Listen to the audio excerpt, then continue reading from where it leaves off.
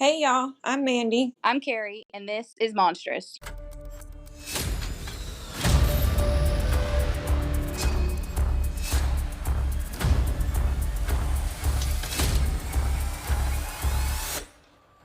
Okay, it's so funny. Oh my god, I died. Okay, so this happened September 11th. The jogger was at a park jogging, obviously, in Sabah, Malaysia, right? When she was attacked by a gang of otters. Oh, hell no.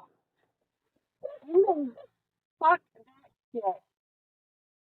Could you imagine that? I read that and I was like, a gang of otters? What? They made them seem like some gang. Oh, it was hilarious. I laughed so hard. It says, that she was suddenly ambushed by them and they mauled her. Like, they fucked her up. Like, that's not funny. Just the fact that it was little otters. The little cute ones? Yes, like otters. I didn't know they were mean. Yeah, they are. They're not nice at all. Like, because in this park specifically, like, they have a fence put up because there is a wild group of otters that live in the area, so they have a fence put up to try to keep them out of, like, the park area. But I guess people keep feeding them. Oh, shit. He said that she was just jogging along. It says that it happened about 6:30 in the morning. That she was just jogging along, and then all of a sudden she sees something climb up out of the fucking, like, drain pipe. And they just attacked her. What the hell? Yep, the wildlife, like, after they attacked her, they, like, it said that they fled. You don't whoop her ass and ran. She was attacked by a gang of otters, and then the gang of otters fled the scene. That's how it was worded. The wording that they use is what makes it so funny. Poor girl. Yeah, I feel so bad for her. The wildlife people had come out to try to, like, find them, but they were gone. They couldn't find them. They said that they believe because of the wildlife or the otter population that's right there in the park, they believe that maybe they felt that she was a threat to their cubs. Oh. And so that's why they attacked unprovoked. Damn. Because all she was doing was running. The hell, she didn't even know they were there. And typically the otters are fed by the locals. So they think that they might have had cubs and they felt threatened, and so they attacked. Don't whoop her ass. Oh yeah, look at the picture. They fucked her up. Damn, on her face and everything. Yeah. But she don't go running there no more. Probably not. But apparently, like, all over the place, people are attacked by otters. Like, it's not just a random thing that happens. Could you imagine saying that to somebody tell you, what happened to you? Did a gang of otters so whooped my ass and ran? Could you imagine that shit having to explain to people what the fuck happened? Because you know how many bruises. Yeah. Oh yeah. Because you don't think of that. When you think of otters, you're just like, oh, they're so cute, and I just want to cuddle one. No, apparently they actually attack people. They attack people on a regular basis. We don't have otters around here, do we? We live in the Midwest. We ain't got no damn otters. Hey, I don't know. Unless they're in a zoo. They're seeing mountain lions and shit like that and everything else. Do you not see that posted on Facebook? No. They do. It's on Facebook. Well, are you sure it's not a bobcat? Either way, Or a mountain lion, a bobcat, what the fuck? Or not a bobcat. Yeah. It's not a bobcat. Like a coyote or something like that. Because coyotes and what's the other one? Not bobcats, but they're similar to that. Dang it! Now I'm trying to tell you, I can't think of it. But they look similar to mountain lions. I don't know. Either way, they're big ass cats and they're not nice. Yeah, there's another cat. Now that I'm trying to tell you, I can't think of it. There's another cat that looks similar to a mountain lion other than a bobcat. Fucking everybody's gonna be like, this bitch is stupid because I can't think of what it is right this second. And they're confused. They get mixed up all the time. Well, I don't know. Either way, they're seeing a big ass cat that's dangerous around here. That sightings have been posted on Facebook and shit like that. Just lay down and play dead. Oh. Just lay down and play dead. No, and then I'll take my limp ass body some fucking where, and I'll be You blaming. take off running, it's gonna run after you. Well, if I lay there dead, it's gonna eat me anyway. No, it won't. They're predators. They kill their prey. They don't eat stuff that's already dead. Yep. That's like a house cat. House cats don't eat a mouse that's already dead. They go after the live mouse. And they're cats. I mean, yeah. It looks like we seen an armadillo in the middle of the room. Armadillo? How you say it? Armadillo. You said armadillo.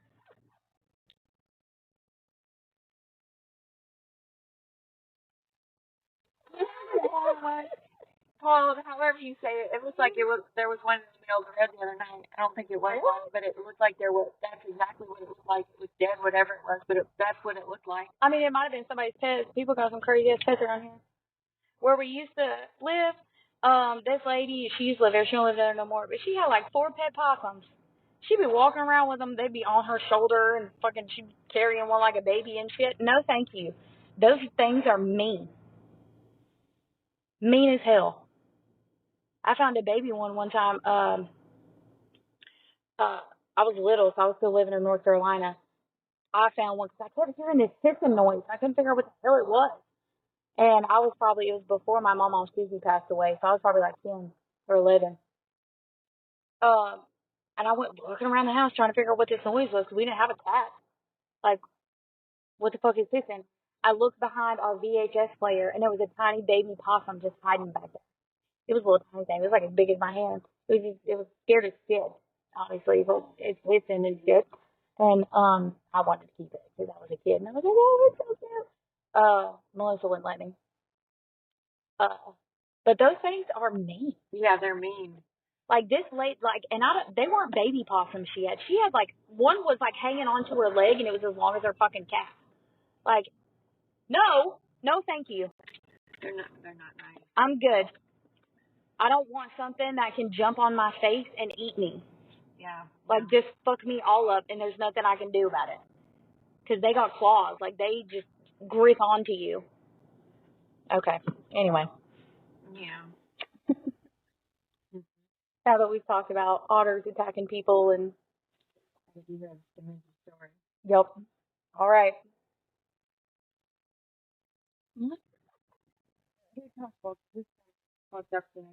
Yep. Lay your feet back. These don't go back. Yeah, it does. It's just a little tiny. Probably grabbed the wrong one. There you go. It's got a big one and a little one. Okay. So it's December 1st, 1991. I wasn't even born yet. I was. I was born in 82. I was here. You said you were born when? In 82. I thought you said 92. I was like, bitch, that's a year later.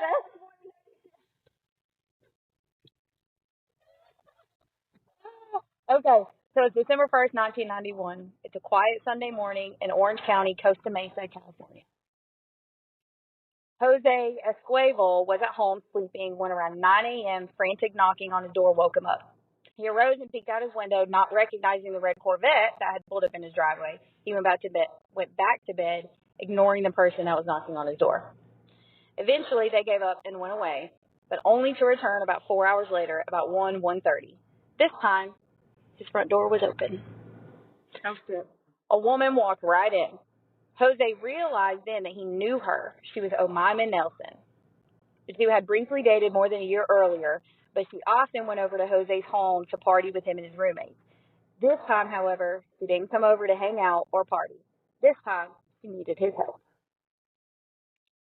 Jose could see injuries on her, and based on the fact that she'd been crying, he knew that she was upset and that something was wrong.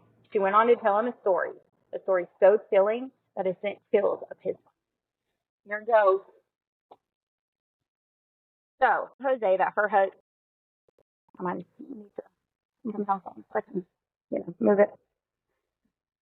Omaima told Jose that her new husband had attacked her, that he tied her up and sexually assaulted her. She said she needed help, and when Jose asked her what she needed help with, she said, quote, "I just killed my husband." Oh, shit. I'm telling you, that's your fucking catchphrase. But the worst was yet to come out. This case involved a twist so gruesome that it would shock the entire community. Omaima's story begins 23 years before and nearly 8,000 miles away from where we began this case. She was born in South Egypt near the Sudanese border. She grew up in a poor farming village, and her life was hard, truly harder than most. Her father was known as a violent man with a very bad temper, and eventually her parents had divorced. In simple terms, her family situation was chaotic.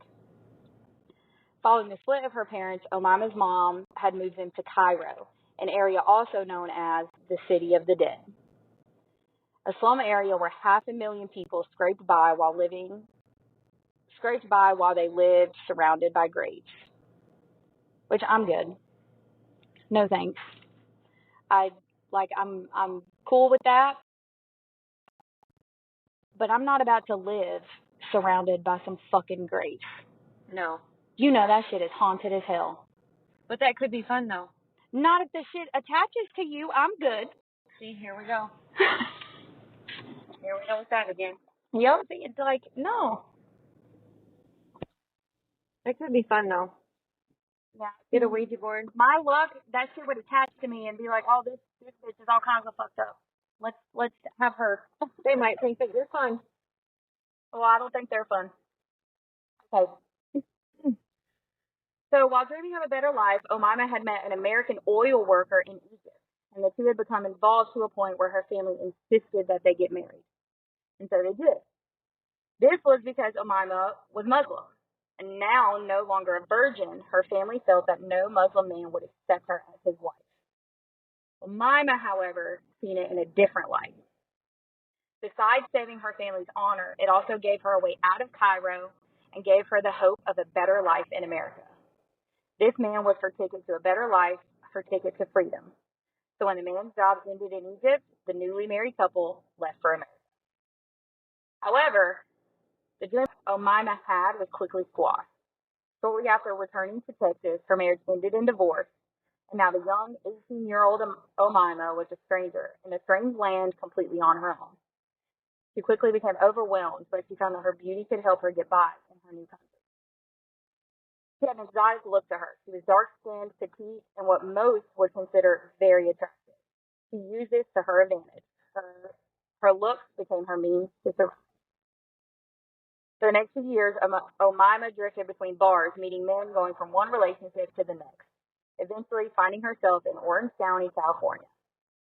Omaima really didn't have any job skills to help her navigate this new place on her own. Aside from sometimes getting nanny jobs and being a housekeeper, her beauty was all she had. On occasion, she was able to get work as a model.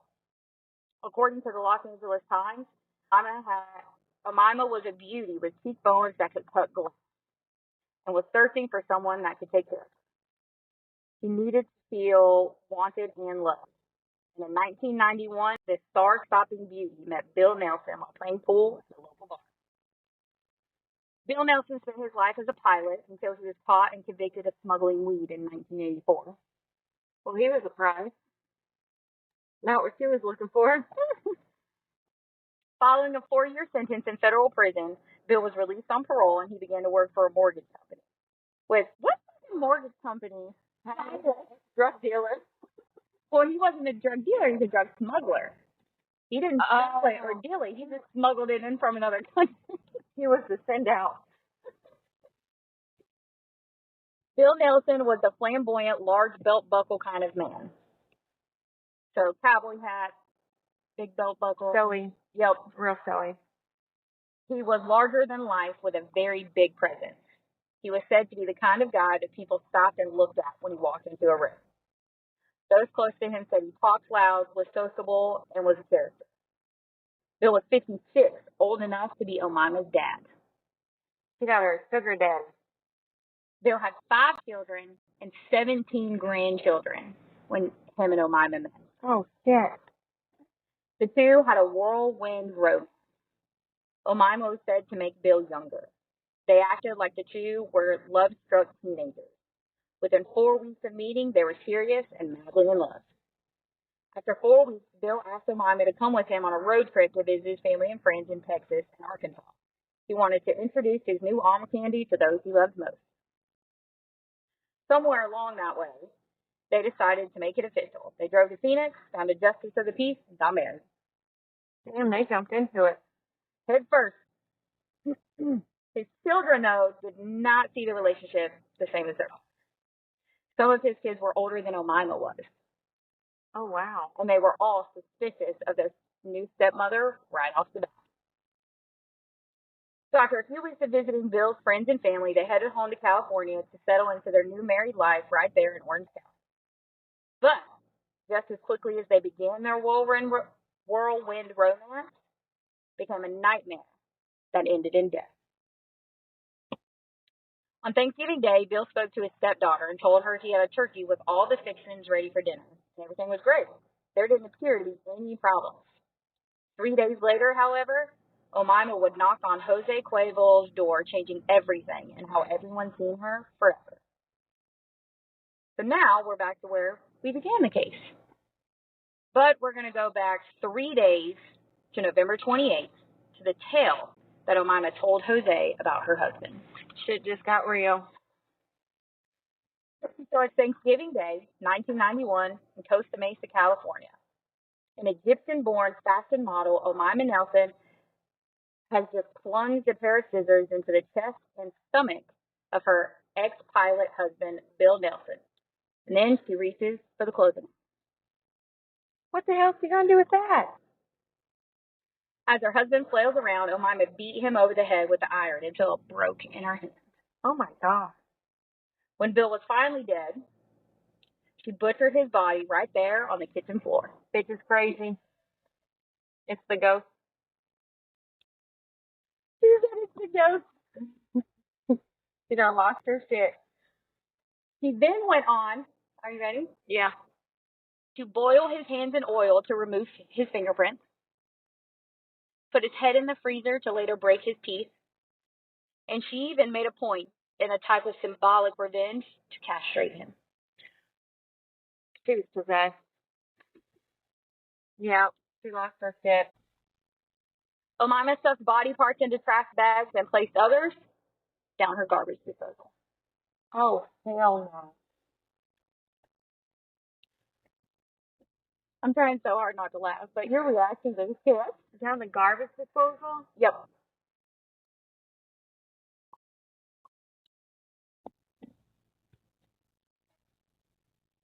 At some point, she realized she had yet to eat anything.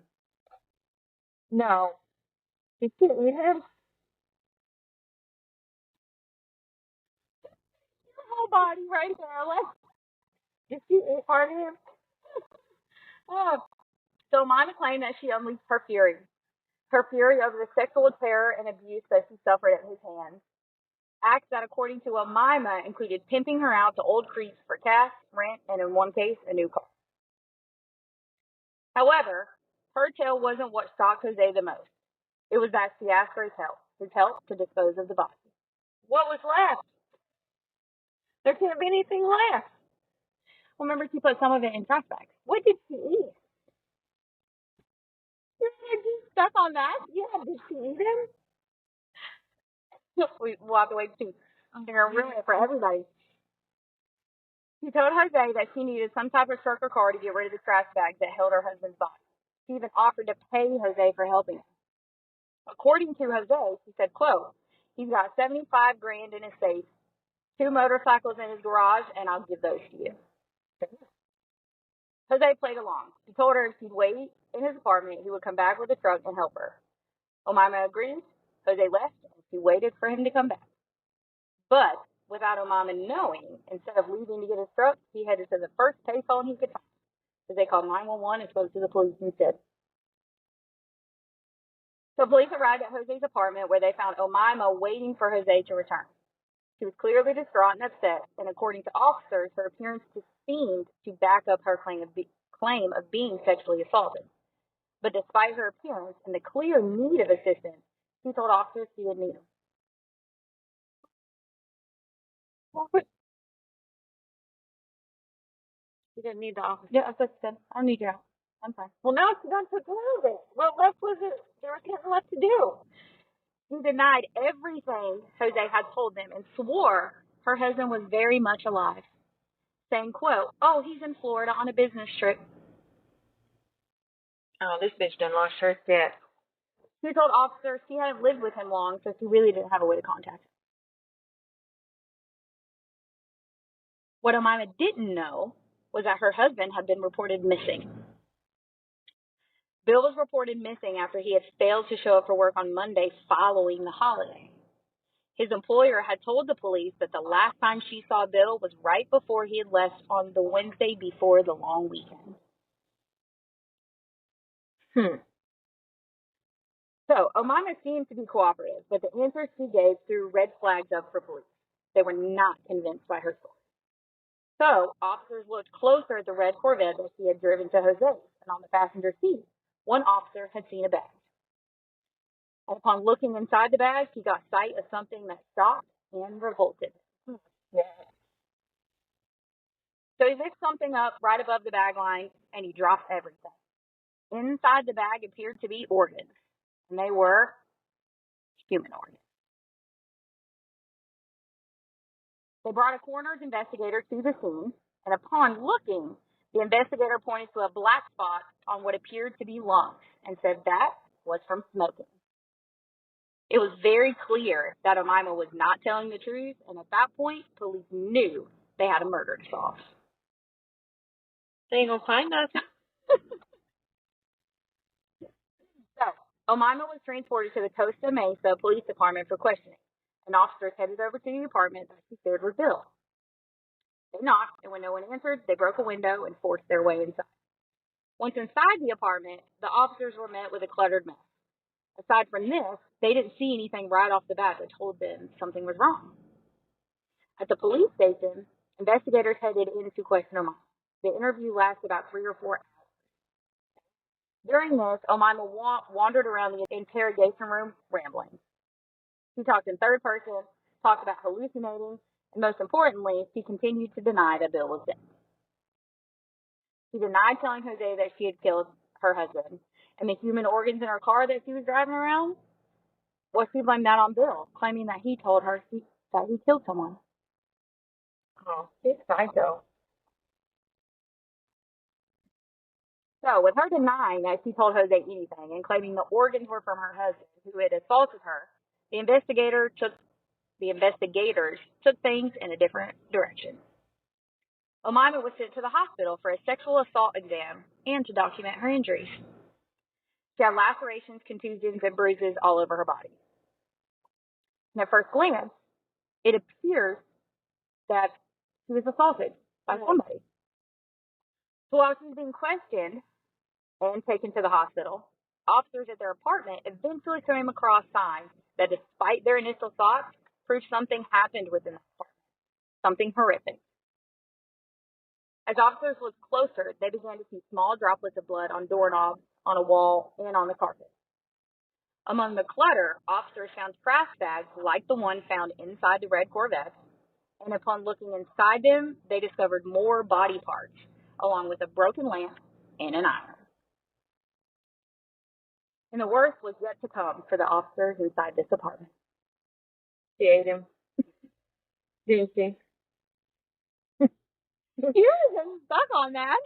She was hungry. I want to know what she did. What they found in the kitchen was even more disturbing than they could have ever imagined. They found hands inside a frying pan that had appeared to have been cooked with turkey meat. She was. She was going to eat him. She was going to. And in the freezer, yet another gruesome discovery waited to be found. So inside the freezer, there were normal things: hot dogs, peas, carrots, and in the back was Bill Nelson's head. What the shit? Or at least what they assumed to be Bill Nelson's head.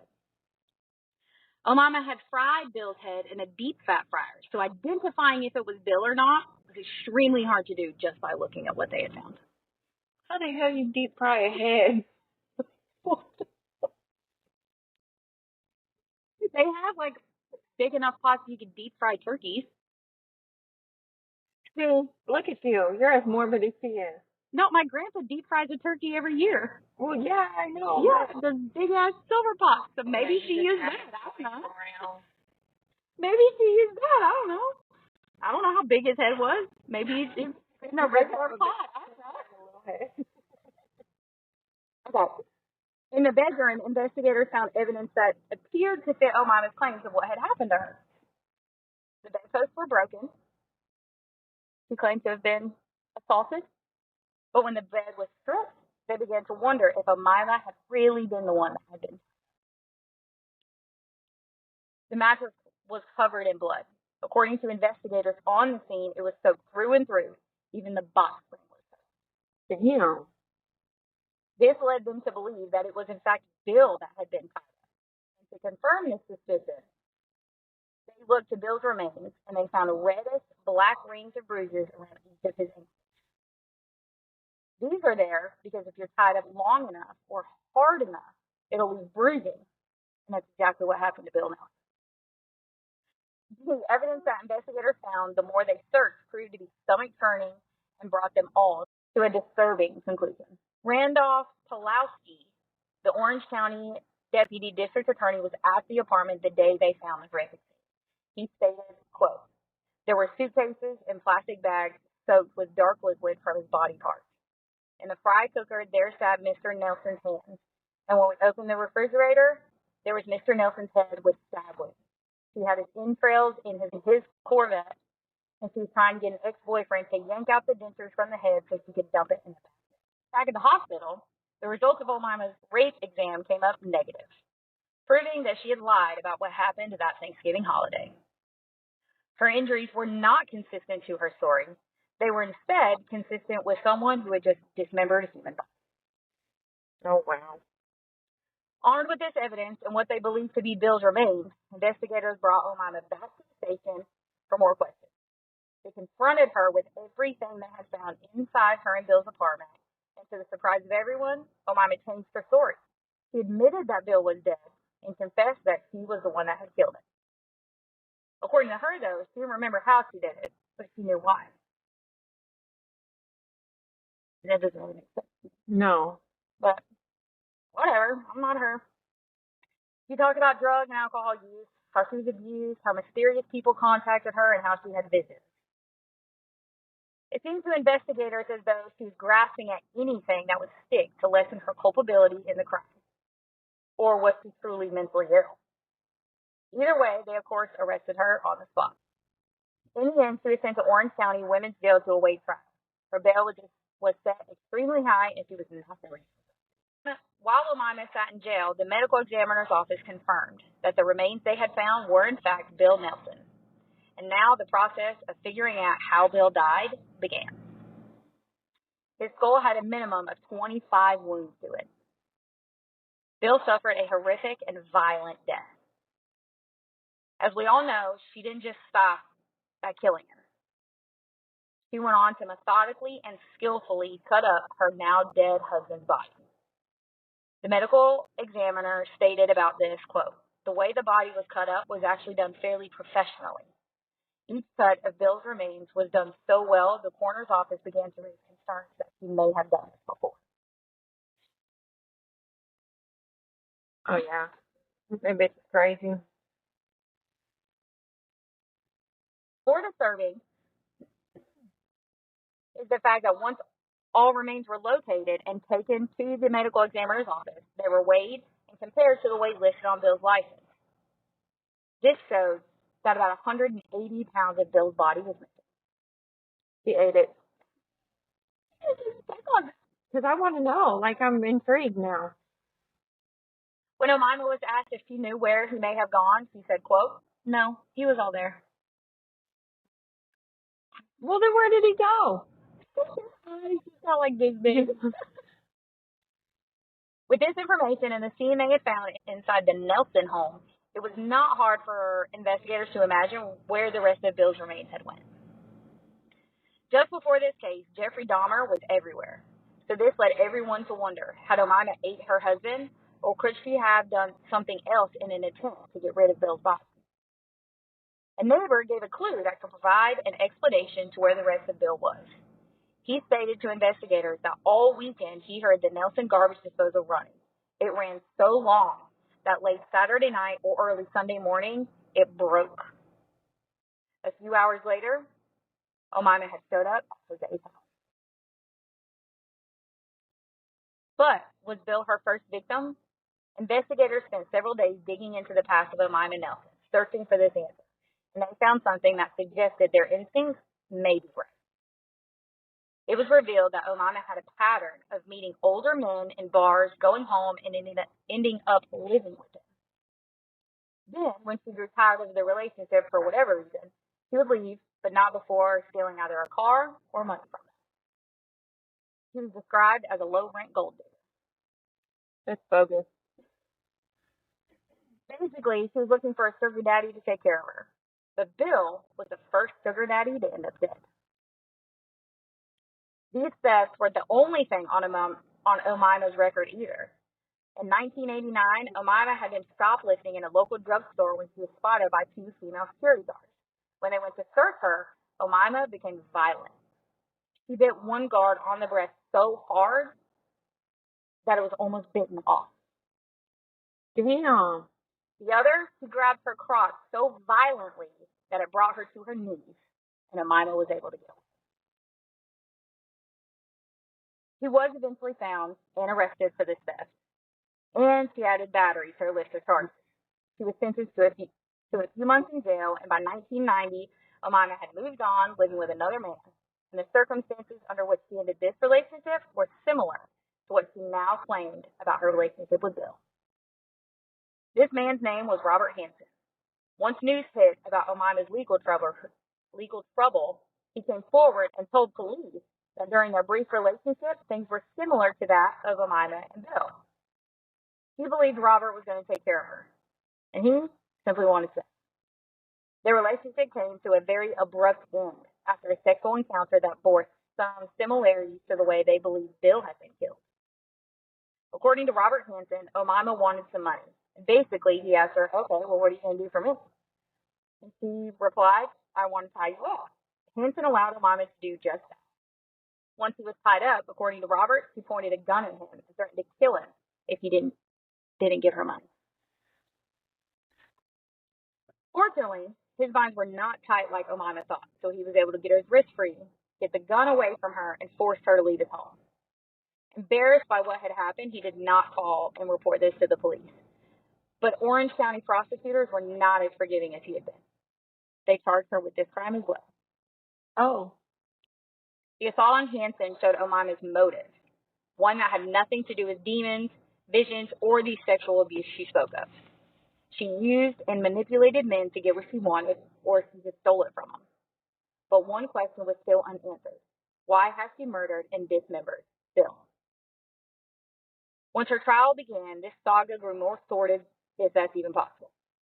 The trial was basically a showcase of Omaima's crime. Its sensationalism and adding to it were the lined walls that they covered in the courtroom of photos of Bill Nelson's deep-fried hands, frozen head, and skinned torso. Ugh. On December 2nd, 1992, the trial for 24-year-old Omaima Nelson began in Orange County, California. It had been a year since she murdered and dismembered her husband in their shared apartment. Prosecutors believed they had a slam-dunk case. They had the body, the evidence, and a confession. But there was only one thing they didn't have: a defendant that looked like the gold-digging murderess that they had revealed.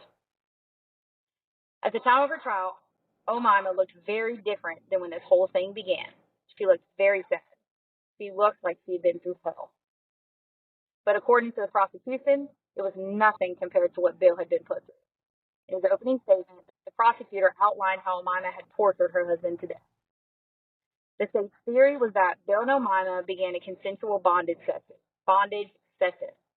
She tied him to the headboard and most likely wanted some kind of money or the access to his wealth. And when Bill refused to give it to her, it sent Omaima into a rage and she killed him. Robert Hansen helped back up this claim that the prosecution had presented to the jury. But Omaima right off the bat claimed self-defense. She stated that not only did Bill trade her body out, but he was also into BDSM. This was done on a routine basis. He would bound her against her will, and then he would rape her. She went on, further claiming that on the day she killed her husband, he had raped her and that she had feared for her life. The defense didn't deny that Omaima had killed her husband. It was clear that she did. She even confessed. However, they argued that she had a reason to commit murder. And basically, it was the same reason that she had given Jose. Her defense attorney, Thomas G. Mooney, stated that Nelson had been in many abusive relationships as a result of her upbringing. And as a result of this, she had suffered from battered women syndrome for a long time. He further stated that this condition took a hard toll on her psychologically and ultimately led to the killing that she committed on Thanksgiving Day of 1991. She did undergo a psychological evaluation, which did show she had PTSD. But I have PTSD. I'm not out here killing my husband. Yeah, I got PTSD too, but then I'm out here just murdering people. Anyway. The defense portrayed Bill as a sick and sadistic man who abused his wife sexually, physically, and psychologically. Classic blame the victim. Mm-hmm. The defense presented that she had been abused and battered over the course of their marriage to Bill.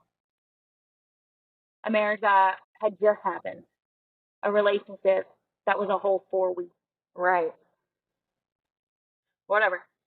They claimed that Omaima believed that she was being raped, and because of that, she had no malice for murder. According to the defense, the abuse Omaima went through began in Egypt when she was only 7 years old. They painted a horrific and heartbreaking story of Omaima's life growing up in Egypt. At this age, she underwent female circumcision. Oh, I've heard about that. For those that do not know what female genital mutilation is, it's often called FGM. It is a procedure that involves partial or total removal of the external female genitalia or causing other injury to the genital organ for non-medical reasons. More than 230 million girls and women alive today have underwent this procedure. Oh, wow.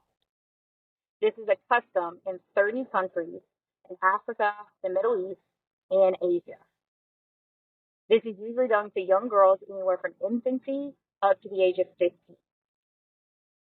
And Omaima underwent the most extreme type of FGM. And this involves cutting the clitoris completely off. She not only bore the psychological scars, but the physical scars for the rest of her life. And according to the defense, this trauma at 7 years old was only the beginning of a lifetime of abuse for Omaima. Omaima's account of her childhood was not a happy one.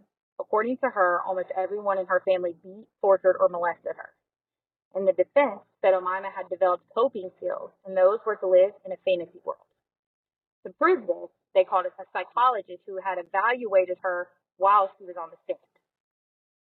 So they called her to the stand, that way the psychologist could evaluate her in front of the jury.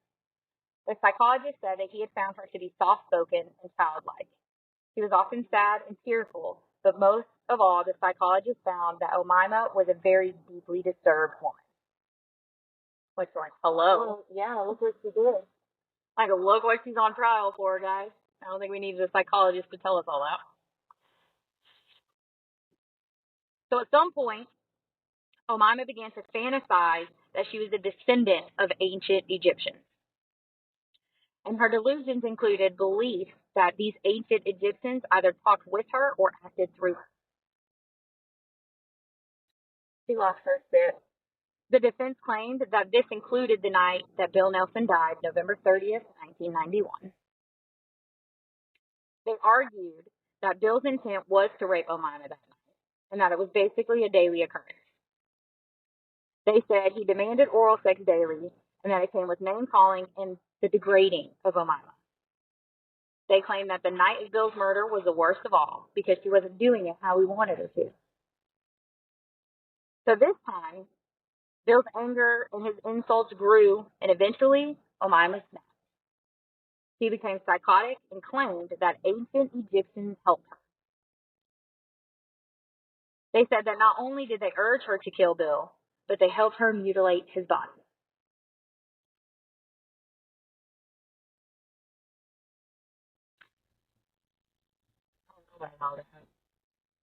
So ancient Egyptians believed that if your body is scattered, you're not whole, you can't move on to the next.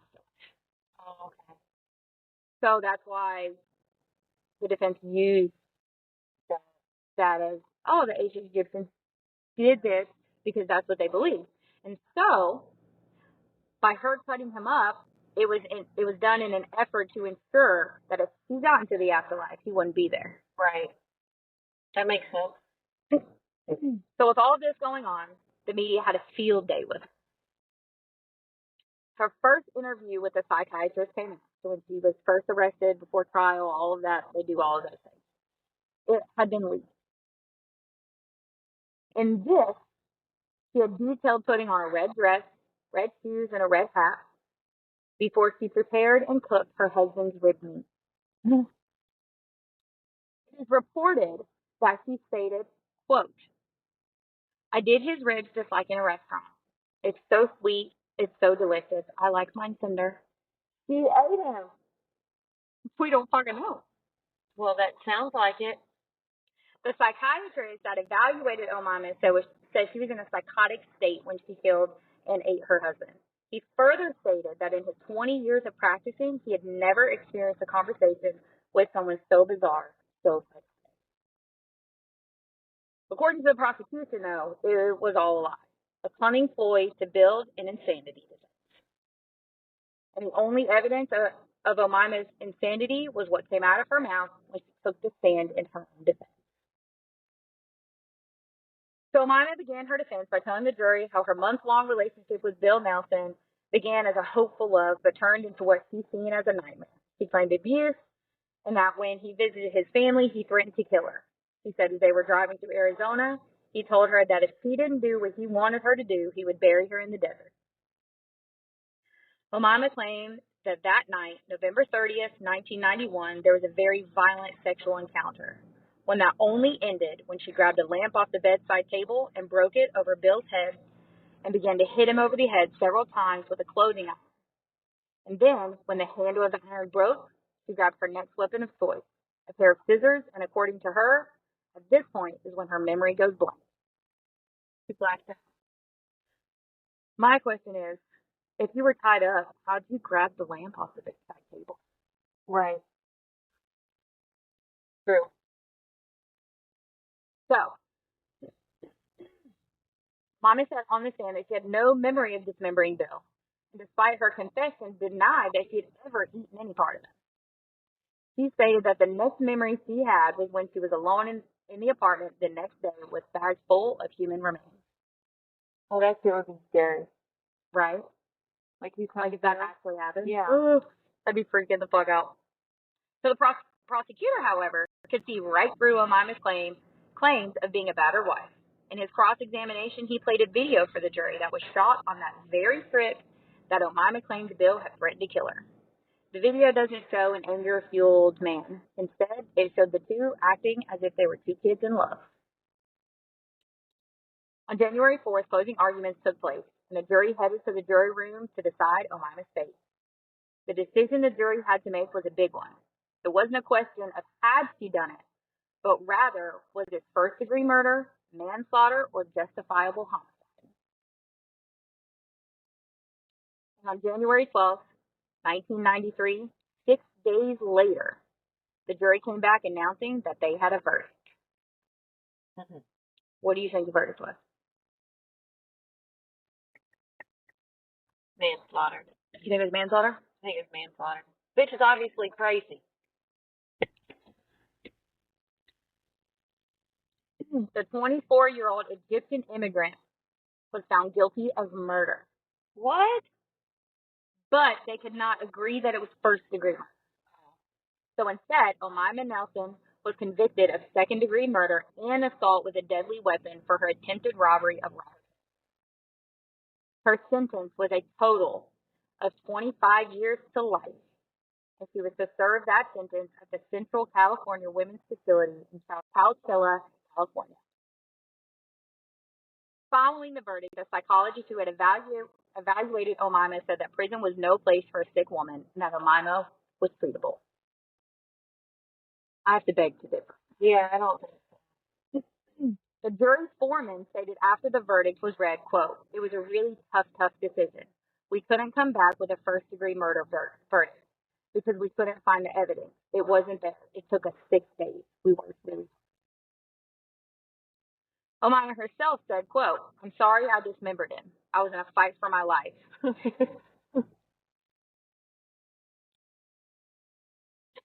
I'm sorry, that's not funny, but that's funny.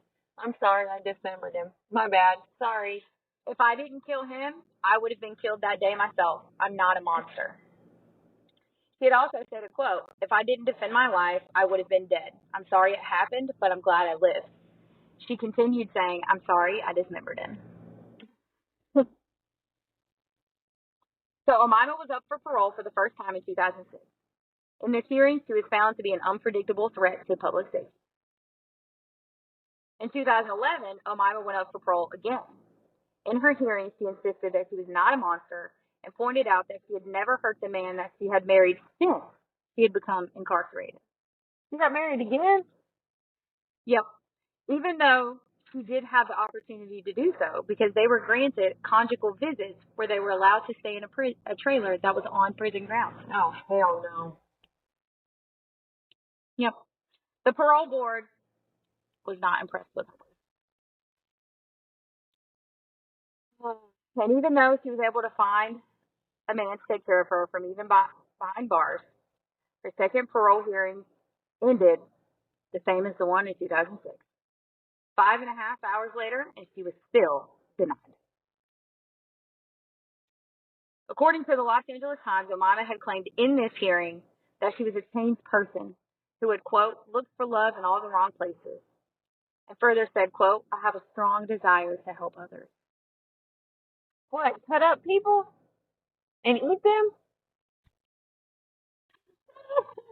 Oh, So, to her current marriage, in the 90s, Omaima Nelson had married again to a man that she had met while she was in prison, obviously. This time, the man was in his 70s. damn, she's getting older and older. He died before her second bid for parole in 2011, leaving Omaima with a lot of time. So still, Omaima vehemently denies eating her husband, saying, quote, "I swear to God, I did not eat any part of him. I am not a monster." She ate him. She ate him. We've decided it.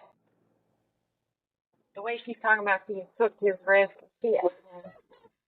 So, however, when the parole commissioner had asked what was the purpose in keeping him was then, he refused to answer. But she ate him. So, she was denied for a second time, and she won't be eligible again until 2026, 2 years from now. She'll be 58 years old when she's up for parole again. But she's expected to serve the remainder of her sentence.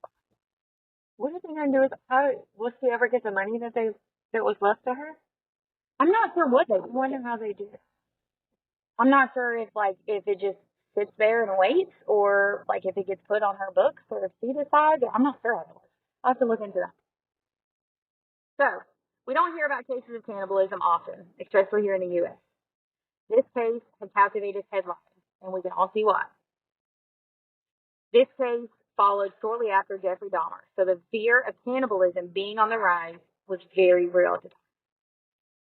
In the end, though, we are all left to wonder, was justice served here? Was Omaima Nelson truly a monster, or was she an innocent victim? That's not. This is crazy. And that is the sugar baby cannibal, Omaima Nelson. Yeah, it's crazy. She lost her shit. That was a good one. I like that one. It's crazy.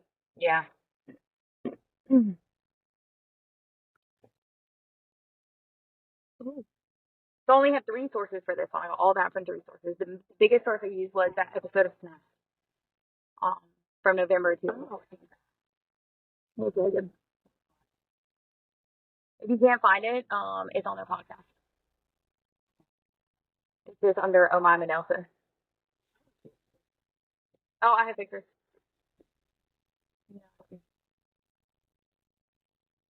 Okay, so try to pull this up for he gets it. So that's Bill. That's Omaima. She was pretty.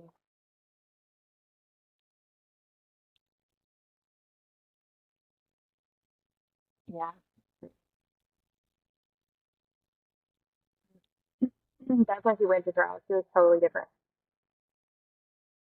Oh, she Doesn't does. even look like the same person. Yep, that's it. Oh, this is like an old one before everything happened. She was super pretty. Yeah. She was so pretty. So that's it.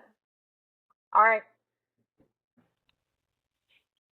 Watch for monsters and don't kill people. Bye, y'all. Bye, y'all.